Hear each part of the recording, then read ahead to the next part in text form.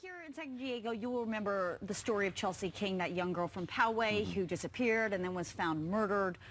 Well, if you can believe it, it's been 5 years since Chelsea's Law was passed, and David Davis is here with a special guest to talk all about that anniversary. David, thanks. It is hard to believe it's been 5 years. Today marks the 5th anniversary of Chelsea's Law. The legislation was enacted by California lawmakers, unanimously passed in 2010 following the death of Poway teenager Chelsea King. She was 17 when a convicted sex offender kidnapped and murdered her. Now, in her honor, Chelsea's Law works to stop those kinds of violent crimes against children from ever happening again, at least in the state of California. Joining us to discuss the impact of Chelsea's Law and what's next is former California Assembly member and the author of Chelsea's Law, Nathan Fletcher. Good morning. Good morning. It's hard to believe. 5 years. 5 Isn't it years. amazing? Take us back to that time, 5 years ago, and how difficult. It seemed like something simple to pass, and in the end it was, but there was a lot of work behind the scenes. Oh, well, I mean, it started with the courageous family who said, you know, we're not going to let the memory of our daughter be her death. We're going to make change. And then we had tens of thousands of people who joined together,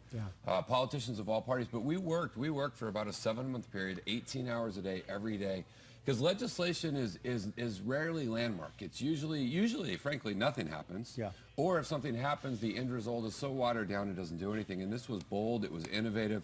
A coalition drove it, and we've continued to monitor it. And so it really is, I think, an example and reflection of how things can and should work. What was the problem? And in particular, in Chelsea's case, what happened there? And what has this fixed? So there were two key problems we sought to address. One was the simple, and the cornerstone of Chelsea's Law said, if you commit a violent sex act against a young child, you're not someone that can be rehabilitated. We can't fix you, and so we're going to lock you away forever. So we created a true one-strike, life without the possibility of parole for a first offense short of murder, which was really far-reaching in terms of protecting kids. And the man who murdered her should have never been in. He should have never been in there. Exactly right. He should have never been out. The second thing we did is we did an exhaustive study of all the rules on the books, all the laws, and said, what's every gap that needs to be filled? What's everything we can do?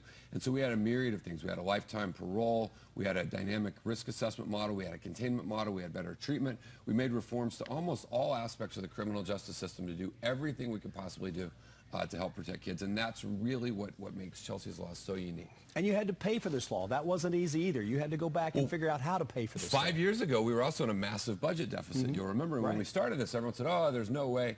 And so I reached out to law enforcement, and I worked with folks, and I said, look, we know there's penalties that are too high.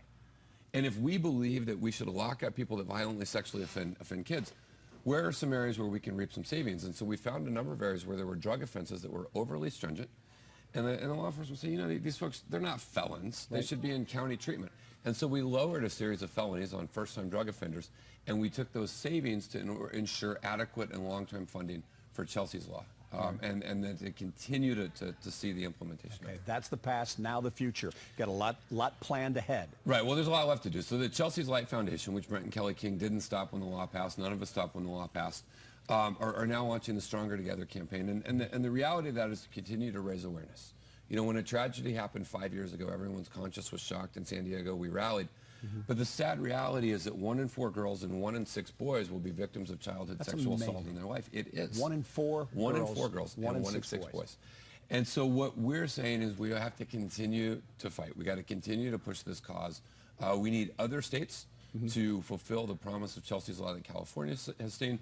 And there's federal legislation that helps address this as well. So Stronger Together is a campaign to continue to raise awareness and continue to drive change. Her parents, Brent and Kelly, are living in Illinois now, but they're back here tomorrow for an event. Yeah, we've got a big event tomorrow night, fundraiser for the Chelsea's Light Foundation, and a series of meetings. And they're, you know, as a parent, I don't know that I would have the strength to step forward and continue to do this every day. And they're just, I have so much respect for both of them. If you are on social media, the best thing to do to keep this thing alive is hashtag Stronger Together. Yep, hashtag Stronger Together. And it's the 5th anniversary of the signing of Chelsea's Law, but our work certainly is not done. All right, Nathan Fletcher, thank you very much. Good to see you. Appreciate it.